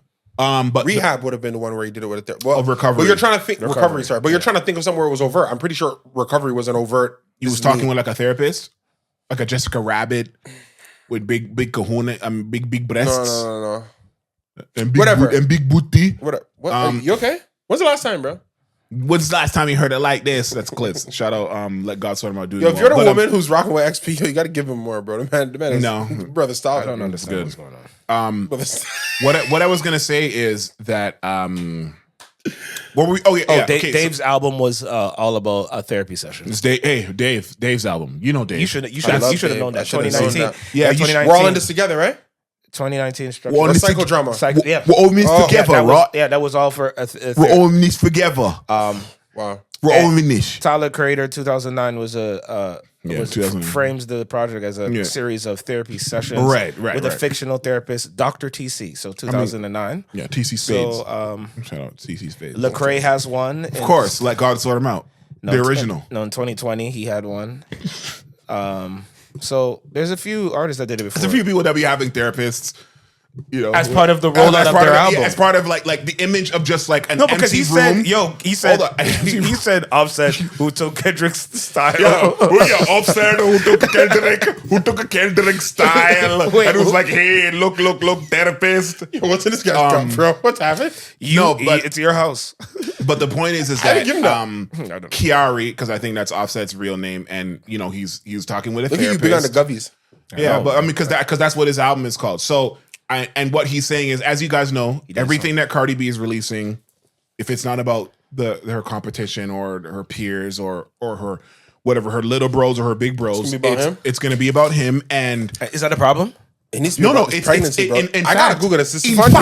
I would recommend it. It should be. I would even. Why wouldn't she do that? I would even love it. It's music. But my point is that they're both going to be. In fact, to get the full picture, you got to listen to both their albums. You got to listen to Cardi B's "Am I the Drama," and then Offset's "Kiari," which is out right now at all streaming platforms. And there's going to be records on there where he's talking about his intro. She denied it, bro. She said she's not pregnant. Well, one day, Peter denied it as well. A couple who raps or one sings and one rap should break up. Yes, and then drop an album the same day. See, that's what I wish Nicki Minaj and Nas talking about each other. Yes, on the same day, Mr. and Mrs. Smith type. Can you imagine? Yo, that would be fucking hard as hell. Yeah, Lemonade 444 type shit. But like, if it was the same day, because if 50 Cent and Kanye did it, a couple who broke up could do this. Yeah, I don't know. Absolutely, no. I think that would be dope. They should. Offset. If you want to talk about Cardi's numbers going up, is if Cardi and Offset drop on the same day. Who would win? Oh my god! Why? I don't know. Who would win? What do you mean? Who would win the custody of the children? Okay, these guys. Let's say. All right, never mind. No. I'm sorry, guys. No. Wait, specify. They don't want to do nothing today. Who would win in terms of album sales or best albums? Yeah. Those are album sales. You can't bring up Kanye West and 50 Cent. Be like, I have no idea what he's referring to. What is going on with you guys? But people were talking about. What is going on with y'all? But they talked about who had the better albums. What is going on with y'all? They talked about who had a better album. Let's not do that. All right. But no. But 2000s was album sales as well. I know. I'm saying, but they talked about that too. He's making it sound. That's where they put on Rolling Stone, the better album, or they put who sold more. No, they talked about who had the better album. They did talk about who had the better album on Rolling Stones. Come on, we're not. All right. Since y'all want to be all touchy feely, never mind. I don't know who would win. See, look, I think honestly, bro. Honestly, I'm surprised you don't wear 2-color socks. You stay in the middle. You're picking both sides consistently and all the time. I'll tell you this. It's outrageous. I don't know who would win. Hold on. This is outrageous. I'll tell you. Okay, Cardi would win. Offset would win. Why? What song is out that makes that 100%? Because niggas love male toxicity and they want to hear about how this girl is. They don't pay for him. No, they don't. They want to stop. They're trying to stop me from singing my kids. I'm pissed off and I'm lit and I'm back in the city with bitches and we touching up tits. That's what Offset's gonna do. And they're gonna be like, yo, he hugged me. He made me feel so bad. I gotta take my kids. What's happening? What's going on? I gotta take them back. We are off the rails. You gotta leave the accent somewhere else. All I'm telling you is this. You gotta leave where you took it from. Since you want, you know when you're in the grocery store, since he wants you gotta put that back. Since he wants to do this, all we gotta do, since you guys care about album sales, I don't give a fuck about none of that shit. We'll wait till Offset. We'll wait till Offset's 2 weeks is week is that one. The number? Is it, wait, no, week 1 and week 2, and then we'll look at Cardi's because fuck album sales. That shit's that's what I'm saying. This is stupid. All right, then, you know what, guys? Who has the better album? Who has the banger? Why do we pay these guys? Why do musicians make money? Who cares about album sales and the business and generation and revenue and what keeps the lights on in a bit? Yo, honestly, that's what I'm saying. Vibes. I told you a long time ago. Vibes. I told you. It's about vibes. I told you. I'm hopping back in the music game, yo. It's gonna take all my money. I don't give a damn, bro. Because vibes. I told you. Don't nobody care about album sales. I told you all the fans care about is the business of music. Bro, nobody cares about the business of music, and this is proof. No. That's why y'all not even making sense. No. And that is also why people didn't even know half of the producers you said on the list because people don't care about the music business. They care about the artist. Hold on, that's art. No, that's art. That's art. No, they care about the business. Oh my god! They go, oh, this person didn't sell out this place. Oh, this person did this. I don't know who messaged you guys. I don't know what I'm dealing. It's becoming insufferable. The angles you guys are taking here. Chevelle, we are the outliers. We're the only one that cares about the art. Everybody else only cares about the sales. I'm telling you this. This is the fact. Chevelle, yo, how can you hate on an album? How are niggas hating on albums that they never heard? Tell me. Go ahead. Bro, by looking at the sales and then being that's what they do. Not looking at the sales, it's reading the blogs, hearing the public conversation. Of the sales. Of the sales. A nigga said the other day, if they remove this streaming off Spotify, how will they know if a song is good? That doesn't mean that people care about the music business. They're looking at the business. headlines. The labels are in business with the streaming. Okay, numbers are business? Yes. I see. Anything outside the creative. So numbers are business? Numbers is the entirety of the business. It's part of the business. No, that's what you said. You said numbers are business. I love when he does that. It's numbers business. Is it part of the business? I'm like, yes. Is it the business? Yes. So it's the entirety of the business. Don't lawyer me. You switch flows, nigga. Shout out Nintendo. Is it the business? Yes, it's part of it. Is it business? Big chunk. Why does any artist go independent? Why doesn't any? Yeah, the numbers are part of the business. Why do artists go independent? They sell less. Huh? Why do artists go independent? They sell less, but they're also being put in stores less and being promoted less. Yeah, no, but they sell less. Why would anybody do that if numbers are the business? They get because more, the business is other things. No, they get a larger chunk of their money. Yeah, the business. Wait. Yeah, so in the music business, there's a world where you can sell less and make more money. Absolutely. Depending on your deal. Which must mean that the numbers are not associated with business. Because there's no business where you can sell less product and make more money. What is he doing? What is he doing? You got to talk about which numbers. Okay, is there a business where you can sell less product and make more money? It's the same product? Say that again? Is there a business in the world outside of music? Yes. Okay, outside we of can music. sell the same product. You can sell less product, make more money, and it's the same product. For the individual? Well, hold on. Are you talking about the individual? I want because you to think in music, the individual who is independent has a bigger chunk of the residuals of the money coming in. The numbers are intimately associated with the business. Then. They are. Yes. And I'll tell you why. Because if you are an independent artist, there's a high chance that the indie label that you're part of, doesn't own your masters, and you own more of the masters. So then when business. So when nobody looks at Russ and says, "Man, this guy's a genius. Look, this guy should sell more." Who says that? Okay, never mind. I've never seen that. Yeah, you're right. I've never seen that. I've never seen anybody. No, me neither. Yo, Travell, just say you have. No, I haven't. So then why did you bring that up? No, I've never seen nobody say, "Yo, Russ should sell more." Yo, who is Russ? Russ sells out fucking arenas as an independent artist all over the place. Very loosely, but cool. Most artists can't do arenas. The difference between major arenas? Yes. The difference, he does 10,000. He did Scotiabank. What are you talking about? Yeah, he did Scotiabank. What are we talking? What are we doing? What are we doing? Who's with him? Who's with him? He's Big the headliner. And he did Scotia? Yes. I feel you. Was it sold out? Yes. That's what's up. Good for him. He sells out arenas. Let's go for him. The difference between being signed to a major and indie is that when you're signed to an indie, 90% of the time, they're not touching the master part of your recording, but then they're touching the publishing. When you sell a single and you sell a sale or a stream, if you're indie, you are seeing more of the dollar that is being made on the record versus if you are on a major. I just found out that Kendrick's first 5 albums, because it's on a production deal with TDE, which is on Aftermath and Interscope, he's not seeing the money on the mastering side. They own all of it. And in his new deal that he signed before he dropped Euphoria, which is why he went so hard with the diss records, he was owning more of a chunk through his PG Lang imprint.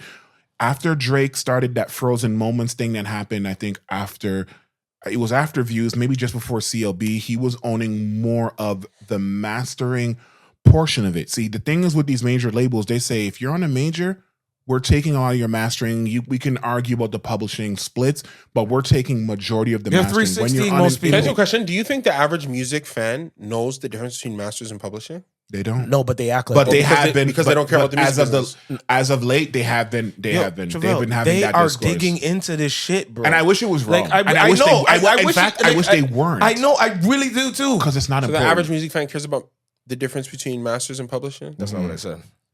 They do. Okay, does the average music fan know the difference between? No, they don't. Oh, I barely know. And we would argue that. But they act like they. Would we argue that masters and publishing is like a big part of the business? For those who want to make money, but not for those who are consuming. What content. business you get into? All right. Yo, some people don't care about money, Travell. Some people care about being lit. In business? No, in music. In hip hop. Niggas want to be lit. They don't care about the wanna money. That's why they're signing stupid deals because they just want the notoriety. They want to be famous. A lot of niggas just do it to be famous, to be cool. Yeah. That's what it is. That's the difference between certain people that are over there that are doing dumb shit and people like Russ who are doing proper business. Why people go, hey, if Russ is not doing stadiums, how come he makes more money than this nigga that does stadiums? Oh, because he's doing the right business. He owns the master part of the recording. So when he gets the check from TuneCore, why do you think Tech Nine is still independent? I bet most people on the street can't name 5 Tech 9 records. Why is he so rich? Why is he so rich? He's independent. You know who knows that he's rich? His fans. Do you know why his fans know he's rich? Because they look into the business of Tech 9. We've reached a point in the music industry where people want to know the behind the scenes and the behind the doors. Wait, you're talking about only the music industry? Because I'll argue that everybody wants to know the behind the business of fucking everything that we watch. People want to know the behind the business of in movies. People want to know the behind the scenes that's in like sports. That's why people argue about, oh, this player is better than this player because, well, his contract is this and and why did they spend this amount of money? He's not worth this. He's not worth that. These people don't know shit all. That's why Denzel Washington came on ESPN, or was it ESPN or wherever he came in and started shitting on the sports commentators, because he's like, y'all talking about shit in this absolute when you guys don't know shit. Y'all haven't played the sport. Y'all don't know shit, and you're talking this confidently about what a player's worth or what a player's not worth. If you people online arguing about Trevor, people online argue about contracts, about why a player gets this and why he shouldn't be getting that. They don't even understand the business of or even look properly into it to say, yo, this team has to spend this amount of money, guys. Like, they actually have to. This is not they're not wasting it. As your girlfriend, I shouldn't know. Sorry. As your girlfriend, I shouldn't know you're going through financial hardship. Figure it out without asking me! ! This tweet was made yesterday and has 6 million views and thousands, tens of thousands of likes. What do you guys think about that? I agree 100%. Please elaborate. If you're my girlfriend, you shouldn't know I have money trouble. I'm just going to tell you what we can and can't do, the same way I always do. You want to go to dinner? Sure. You want to go to dinner? Next week. And those answers change depending on the money trouble. Right. But I'm never going to tell you what's going on. I'm never going to tell you what the problem is. It's up to me to fix it. Why would I ever tell you my money problems? Right. But what if she asks you? I would never tell a woman my money problems. No, what if she asks you and she's your girl and she says to be open about everything, and then you said that? I would never tell a woman my money problems. I almost had to say, so you would lie. No, it's not lie. No, you withhold information. No, it's not withholding. Not withholding. No. So not lying. How are things going? Well, it's a process every day. Yeah. We can role play this, but like, I'm never telling a woman my money problems. Ever. Mm-hmm. Ever. I did it before. And then you learned. You learned. No, but it's both things were reversed. I told a woman money was running great. Oh. Do you know what I mean? Okay. And then, And then you had it's to okay. wait. Did you have to tell that same woman when it not running great? It's not that money's not running great. It's not that money wasn't running great. It's just that something she asked for was insane. Oh, And now but she's counting what she thought was a reasonable request based off how good I told her things were going. Mm-hmm. So then it becomes, yo, can we do this? Okay. No. Yeah, but you told me that. Last time you told me that. Blah, blah, blah. So we never doing that. I'm never doing that ever again. Ever again. I'm a big believer in Godfather 1 ending. Don't ask me about my affairs. I gotta watch Godfather 1. I'll play the scene after. She asked him, Michael. Now she's asking him about if he killed somebody or whatever. Same thing. But he goes, don't ask me about my affairs. You live in the house, you take care of the kids. I will make sure that you want for nothing. I'll keep you safe. But you don't ask me how I do that. If I'm a criminal, I got to tell you because you got to know, life. Yeah. But other than that, don't ask me about my affairs. I'll take care of everything. If things get really, really dry, I'm going to tell you, yo, we doing this stuff, blah, blah, blah. Depending on the situation. But because I just don't find it masculine when dudes be like, yo, my girl. No, it's not. Okay. You're not my wife, bro. You're not my wife. You're not. It's not a house. We're not taking care. You're my girlfriend. I'm never telling you my money problems. Obviously not masculine, but every situation is different. But if it's your wife, you would do that? I think it's if your wife, my wife would have more right to say to that information. But not even right. It's my wife. We would have more trust for me to be that vulnerable with her. Correct. And know that, we're married. Part of this responsibility you really do want to hear. And it is not emasculating for me to share this information with my wife partner. And what if she did? Pardon? What if it was your wife and then you told her and then she... Me personally as a guy, I probably still have a hard time with it, but I would understand men who do that. Because sometimes married couples have joint accounts. But my whole thing with my joint account, I didn't get married, but you're preparing to get married, So we had a joint account, right? That's our money. Yeah. But I had an account that I was using to throw some money into that joint account. I remember. What's going on in this account over here? Mm-hmm. It's up to me to sort that out. Yeah. But our agreement of what I'm supposed to do to contribute to that monthly to this account, I got to make that happen. Right. If I'm at a point where I'm not gonna put in my part, you got to go explain that. You know what I'm saying? You got to lock in with your partner that way. But but the girlfriend thing, I immediately feel like, if you're my girl, I'm not telling you what's going on at all. Your job is to get ready, hopefully be on time. Let's have a good time. Let's enjoy one another. Let's talk. Let's develop intimacy. Let's get to know who one another are. You're supposed to know what I do for a living so you can understand if that's something you really want to be a part of, yes or no. And you're supposed to know if it's producing enough that you feel like we can have a life together. But in terms of the peaks and valleys of the joint, I would never sign up a woman I love for the peaks and valleys of how I make money. Ever. I think it would be disrespectful. I think it would be disrespectful. Right. That's how I feel. Y'all got it. No. I asked a question. So I it was just one of those tweets. I just figured out without asking me. It's just I thought was with an exclamation point. I just thought it was funny because it's like I know where she's at. She's probably a girl who been hearing about dudes' money trauma. I told y'all this when we talked about the child support thing with the dude who asked Oprah's friend for his child support check. Say he's light. I said that dude was an embarrassment. Oh yeah, that's how I feel about it. How you feel? Have you ever told a woman your money problems? No, bro. And let me tell you something. I'm your friend. I know you've been through it before, and you didn't tell her nothing. I'm not telling. Because, bro, I'd rather go down with the ship. I'd rather you think I'm dismissive than broke. I'd rather you say, how come we not going out? And I keep saying, I'm busy. Because I am. I got to fix this. As opposed to me saying, yo, I'm out. Yeah, Or I'm not in the mood because I'm broke. Bro, I'd rather you hate me. Yeah, I'm broke. Yeah. Which is toxic and bad. But is it is bad. No, because I'm going to fix it. Go out with your friend. Which is fine. Go out. Bro, I'll pay for you to go. I don't stop your fun. Wait. Yeah. Bro, I've sent a girl on a trip. I'll be real. I've sent a girl on a trip before because I couldn't come. I was literally about to say the exact same thing. I got on a ticket. Your friend's already there.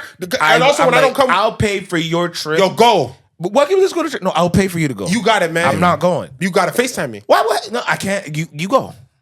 What I say? I'm busy. Busy was I got some stuff the numbers. I got to deal with. Yeah. Nah, busy was. If I look at the opportunity cost of going on the vacation, plus the money I spend, minus being here and the money I'm gonna make, the chasm between those two is a bit too far for me to absorb. Yeah, so, with the reserve. But you really need that. Go. But I agree, you are pretty. It is looking good. You do deserve to get up. Matter of fact, go. Who you going with? Go. Yeah. Who you with? Tell a friend to come. Yeah. No, I feel you. It was just worded so interestingly. I had to see what you guys I would never tell a woman my money problems, and no, I don't. Dudes, if you're out there telling your woman your money problems, please stop. This is my personal opinion. Talk to your dudes, yo. Talk to your homies. We like the ones that you run it with. Talk to us. Let us come and be your bridge. Let us come in from a money perspective. Let us come climb those hills with you. I get messages from my homies all the time. I sent out messages before, and you know what I love about it? That's different than when you talk to your girl. It's just a straight up.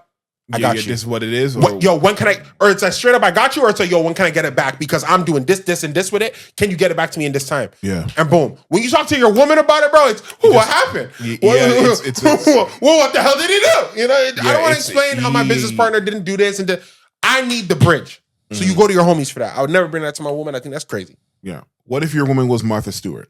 No. What if your woman was what's the footballer that just proposed? Cristiano Ronaldo. What if Cristiano Ronaldo telling Georgina nothing? I know, but he not telling Georgina. For Georgina to know how much money Cristiano Ronaldo has, she has to read it like us on Marca. Okay, he's not telling her nothing. I saw some of the information that was coming out about like if they got divorced. I know it's fake, but it was just crazy, and I don't have it here. But it was of how much he gets. Yeah, like how much money she gets for like the $2 million a month for like upkeep, and then like a separate number for like the kids, and then like the property. Not gonna know. I don't even know if that's real, but it was just so insane. He's the type of dude, especially that now that he's married her. I'm sure he's the type of man, especially because that's the mother of his kids and how he looks at family. If they ever split up, but the number's already preset. That's what I'm saying. Which I know is preset, but it's just about the number. I believe it's like, yo, if we ever mess up, I want you to know I'm not going to have you living in a hovel because you got my kids. Exactly. Because he cares. Yes, because he cares because what she's providing is something that a lot of people might discount or miscount, but it is taking care of the children and stuff like that, which anybody who cares about their kids know that is very integral. And if she's taking that on in that way, then he will make sure. But see, that's why I believe in spousal support. Right. I'm a big believer in spousal support because if I lay up with a woman and we have children and now we separate and I'm paying the child support to keep my kids right? Right. And I'm just talking about knowing the road and knowing the streets and just being real. Yeah. If I'm not also giving this woman some spousal support, she gonna go buck around and have to run to a dude sometimes, bro. That's just being real talk.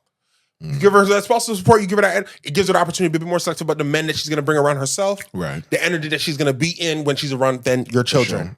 It is an investment to your kids. It's not really an investment to the woman. Exactly. You're making an investment to your children. Yeah. At that and you can even run the spousal support and let her know, yo, I'm doing this. Yeah. Don't end up with no, bumhead dude up in here talking about that's your boyfriend. I'm not talking about you can't go out, have your coffee, get your fix. I'm not talking about how you're gonna live your life. Yeah. But make sure you understand that you don't need a man to come in here and, bro, even down to fix lights. My parents separated for a very, very long time. When it came down time to do certain things in the house, fix a certain light, fix a dishwasher, my parents, when they first got separated, hated each other. It was real talk hate. When certain things would break, my mom would I'm coming. Because I don't want another man up in this house. And you don't know how to do this. And he's too young right now. Matter of fact, it's probably good for him to watch me do this. So I'm coming, I'm going to do my part. Because it's like, yo, you were still my wife once. You're not just some bird on road. Yes. You were still my wife once. Exactly. I'm responsible for that. We had kids. That's on me for life. So do you 1000%. So you agree with Jurnee Smollett's What's the joke? I wanna laugh. What is it? You feel like he should demand 50% of her retirement fund? What's this story? I'm sorry, I'm lost. Yeah, break the story down. They're divorced. Jurnee Smollett, I know the girl. Amazing actress. Amazing actress. Started from the Cosby Show. Beautiful. Lovecraft County and Smoke. Y'all need to watch Smoke. Oh my gosh, Smoke is fun. She brought the smoke. Okay, it's maybe the most mature performance from her I've seen in a long time. The range is crazy. I'm sold on it. It's incredible. Okay, so Jurnee Smollett, she has what? Yeah, they're divorced. She divorced from their man. Actually, I think they separated for a while now. But they're trying to finalize divorce proceedings. Yeah, so that happened, and she's obviously providing spousal support. Okay, and child support. Because I think it seems like the kid is predominantly with the dad. That's what it seems like. Got it. Well, yeah, she's that. But then now, and I forget how much I think she's paying $7,000 a month for child. I think either for child support or for spousal support, and then and a separate and then another separate fee. But he now wants more because of the length of her career rising during the time of their relationship. Right. A bigger cut. He wants a bigger cut of her retirement fund, which is 50%. And of everything. And now at this particular moment in the acting world, her stock is at the highest it's been. So I would say so. So now, what say you? Because now this is a reverse of, because most of the times we always hear about the man having to provide, but now she's the more breadwinner. It's not that he doesn't. No, he's doing this thing. She's the. And that happens, by the way. I don't want to emasculate dudes where your woman's out there and she's killing it. I don't want to ever say that. There's going to be instances where the woman, the king. Sorry, not the king. That's woman king. Woman king doing her thing. She's the woman king. Yeah, and she leading, and you're doing. It's not like you're not being a man. You're not doing what you got to do. But she's out here killing it. Support her. So 50. So does he deserve 50%? I'm not the lawyer. I don't know. It depends what the numbers say. Wow. Because that 50% is based on... I'm trying very hard not to be gender... sorry. And she gave him $1 million. Just like off the strength. Yeah, straight. I'm just adding more money. So $1 million. We don't know what they were at. $7,000 a month. We don't know why he's thinking that he deserves that. You don't know what happened inside that house. I know. Safari out here running around telling everybody that Nicki owed him money. Is he doing that now? Yeah. No, I'm just saying, like, that was a big run. That was a big line of his.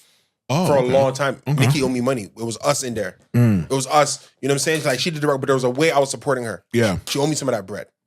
I'm not going to invalidate the possibility of that argument. Right. I'm not going to invalidate it. I see what you mean. Women make that argument all the time. It was me in there. I was doing the records. Women do that all the time. I'm not saying it's right or wrong. It's possible. Yeah. It's just, I guess, just the number sounds that whatever it is. But this is also why I believe in. It's crazy. I didn't used to. I believe in prenups. I believe in prenups massively. I believe in prenups or even postnups. We pay What's for a postnup? Postnuptial, it's just you do it after you've gotten married. Oh. But why? What? Yeah, because maybe you could put paperwork in place to govern what would happen at the end of your marriage at any time. Yeah. If you do it before the time that you get married, it's called pre. Obviously it's a condition kind of for the marriage. Yeah. It's a pre-nuptial agreement. You must agree to this in order for us to get married. A post-nuptial agreement is, hey, we are already married. We've already done that. Technically, there's nothing that legally protects me. Yeah. I'm asking you to enter into a contract with me now. Okay. It just happens after the nuptial. It's just about when it happens. Okay, yeah. I got it. Okay, that's true. Most people do prenups because obviously, if she's trying to hustle you, post-nuptial, she'll be like, good luck trying to get my signature. Yeah, exactly. Because at that point, what would be the incentive to do that? But she's a real one if she does it after the post, I think. Yeah, I mean, if that's that could, and she's got her own, and she really got her own, so she's like, I believe in Neil. Man, there's a lot of things that have happened with women. Like I was with him when he grew the business. Like for example, Jeff Bezos. Jeff Bezos broke that woman off a lot of money, and I think she deserves it. She does. Yeah, she did. She does. And he's more. And I don't think she maybe helped him sell a book. Maybe she did, but I'm just saying, like, who knows? When you the woman and you rocking with him, and he's the ups and downs, and you're just being there in his life, and y'all was rocking. Yeah, you deserve something because I built this with you. But I guess what we don't, but we just don't know.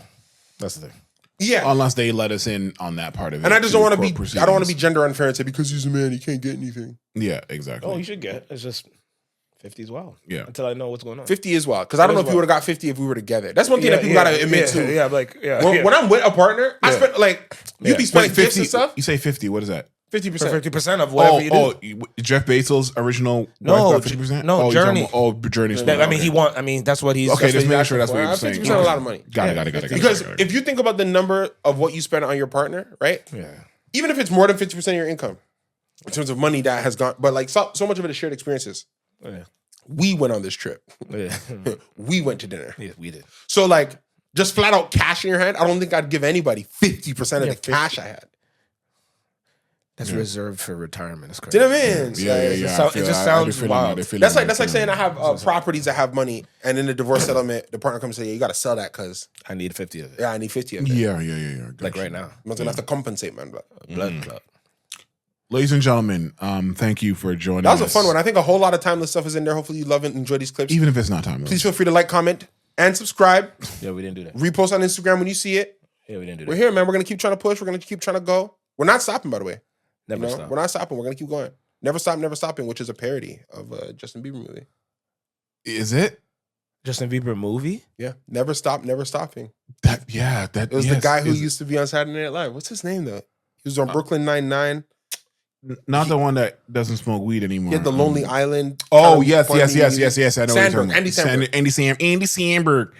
Yeah. Anybody have anything to plug? I gotta watch Highest and Lowest Denzel and Spike.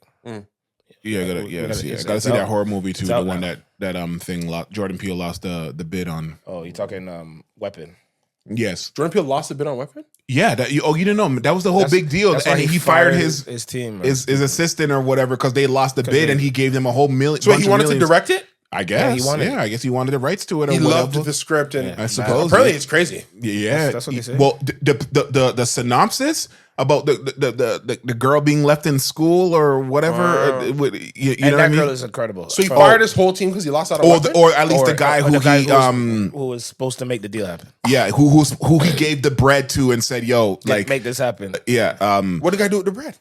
No, I don't know. He just lost the bid. It sounds like if he fired him, it sounds like he could have won it, and that guy fucked up, and that's why he got fired. The 2025 film Weapon centers around the mysterious disappearance of 17 children from the same classroom on the same night, leaving the community in shock and suspicion. The plot explores the aftermath of this event, focusing on the grief, paranoia, and investigation into what happened and who was responsible. The film delves into the perspective of the characters, like a grieving father, Josh Brolin, the teacher who the class vanished, Julia Garner, from Thing, and the police officer, Adrian Eildon and the complicated history. Alden Ehrenreich's in that movie? Yeah. I just don't like horror movies, but it sounds. I mean, I don't like horror movies, but they said this is the Caucasian sinners. But why are you saying like that? That's what they said. Who's they? I only heard one. DJ Khaled, who's not speaking about Palestine. Thank you, ladies and gentlemen. Like, comment, subscribe, stay alive, and if you die, then we'll say hi. We didn't even talk about that one thing. What, Emery? What's the one thing? Thing is facing. Tank is facing. Is that real? The tank is. Wait, no, give it 60 seconds. No, because the fact that you said that, it means you really want to talk about it. Apparently, Tank is facing. We got 2 minutes. Tank is apparently facing Jake Paul. So see how your voice cracked? You see how it's hard for you to even speak? And I don't know what's going on, but I know this. Yeah, give your final thoughts on it. I don't know. He's gonna. If he loses or it's a DQ, then this thing has been official. But it's a weight class mismatch. So what are we even doing? The whole thing is a fucking facade. Okay, they're trying to find boxing to make more money. So it's a whole thing. Is a WWE, but at least worse than WWE because WWE uses real life into what they're doing. So go. It's a 70-pound weight difference. That's what I'm saying. The last time Jake Paul weighed into a fight, he was 299 pounds, but then he rehydrated 210 on fight night. Right. Last time Gervonta weighed in for a fight, he was 133.4 pounds. He fights at the 135 weight pound division. He's 30 years old. He's currently the WBO regular champion. This is an exhibition. This will be an exhibition. He's in the prime of his career. Why is he doing this? Because he's going to get the most money in his entire life? He's doing this for the money. Obviously. Yeah. I'm not against it. You're a prize fighter. You fight for a prize. I'm not against it. Jake Paul has shown that he can get these guys out of bed. He's shown. I'll get you money. What we have to now also understand is that Jake Paul has fought, he's going to fight Gervonta Davis. He fought Mike Tyson. Yeah. And he was going to fight Canelo Alvarez. He was. And in all of those fights, he was the A side, which means he was able to tell these men, yeah, you take this cut. Yeah, That's what I'm saying. I'm going to sort out with the rest, yeah? And we do it on my terms. I love the sport of boxing. So I'm not mad at a guy coming in and bringing eyeballs. But, however, I think Jake needs to not do this. That's the most common sense. Because it's an exhibition. It's not a real fight. He's running a narrative of real fights. This is not. Bro, even Mike Tyson was so offensive to me. Yeah. I was happy it was on Netflix. The only saving grace about this is on Netflix. It's on Netflix. To spend no money. So I'll just be able to watch it because I'm already paying for it. Yes. If this was on pay-per-view, it would have been I would not watch it. Bro. Yeah, you wouldn't go and procure I couldn't bring my heart. Bro, they could put the best undercard under it. It's November 15th. It's around my birthday. Life is changing. It's in Atlanta. Life is changing. Yeah, I'm happy it's on Netflix. Isn't pay-per-view almost over now? UFC is signed with. I think pay-per-view's coming to an end. UFC's with ESPN. Pay-per-view's coming to an end because of the subscription model stuff. We can watch. It's just more convenient. We can watch Paramount's UFC cleaning house. UFC cleaning house. Remember, the Paramount is only for the US. Let's see what happens when the Canada rights come up. Well, yes, we will see. Wrestling's on Netflix. Yeah. I mean, what are we doing? But ladies and gentlemen, Tank. Thank you for taking the time to sit down and be around town. I'll be like, comment, subscribe, stay alive. You know what I'm saying? We high. Hi there. Thanks for taking time out of your busy schedule to take a listen, to take a watch, to take a wander, to take a gander, and you might want to sit down for this. Make sure that you like, comment, subscribe, and stay alive until the next time when we arrive. Thank you. And above all else, if you forget anything else I've said, this entire episode or on this public service announcement, remember that you are one of the most. This concludes our broadcast. You might want to sit down for this.